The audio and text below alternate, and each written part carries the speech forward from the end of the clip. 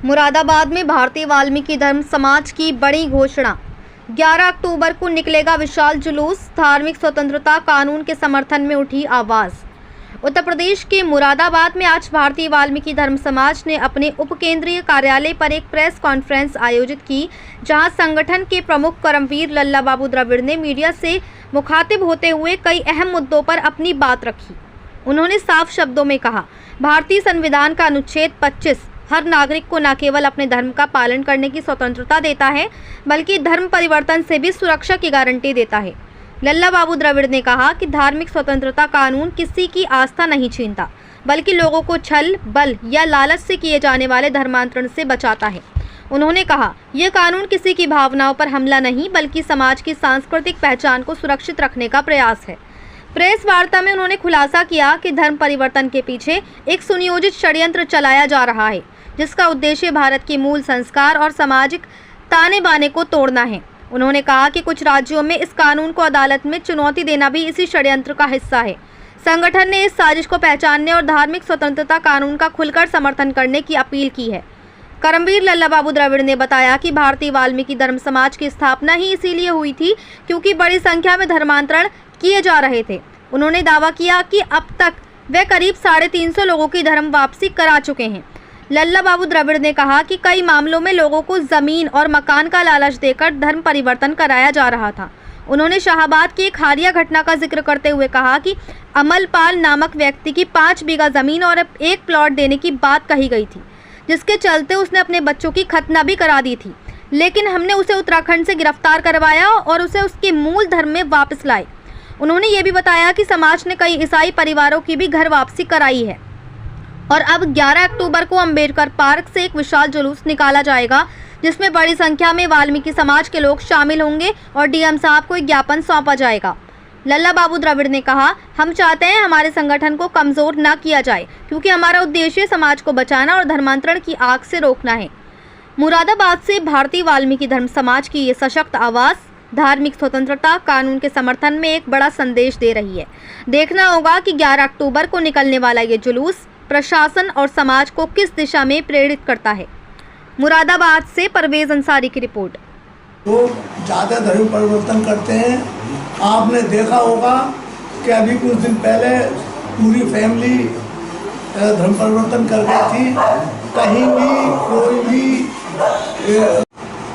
देखिए, दलित लोग, गरीब लोग हैं, इन्हें लालच दिया जाता है और इन्हें अपने पक्ष में ईसाई मिशनरी, इस्लाम मिशनरी, ये सभी अपने हम वापस लाते जाते परेशान हो गए, क्योंकि अभी माइकल बैठे थे, उन्हें भी हम वापस लाए हैं।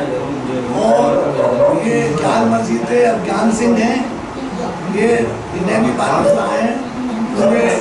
लोगों तो हमारा तो संगठन का मेन कारण ही है कि हमारे वाल्मीकि दलित और पिछड़े वर्ग के लोग ज़्यादा ही वो धर्म परिवर्तन कर जाते हैं, क्योंकि ये लोग वैसे भी आर्थिक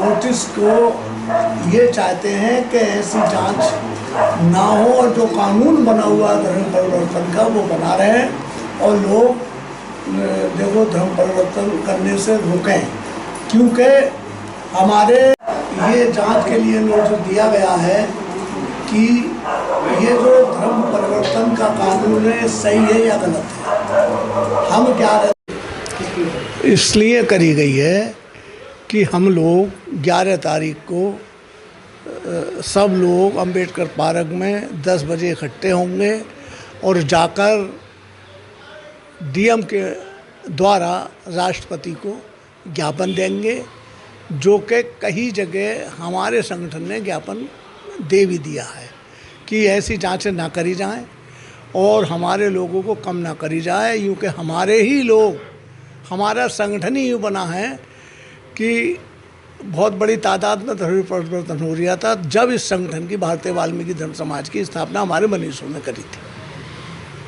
तो क्या मानते हैं दलित समाज में कुछ ज़्यादा हो गया?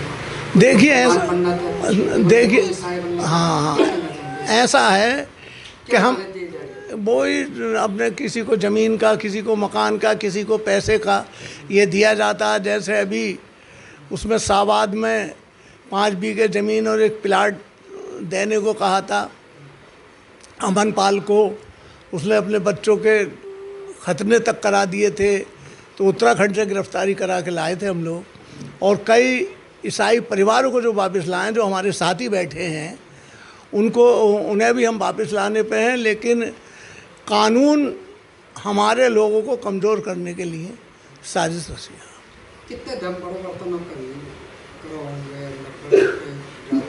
देखिए काफ़ी करे हैं, और कम से कम मैं 350 लोगों की वापसी करा चुका हूँ।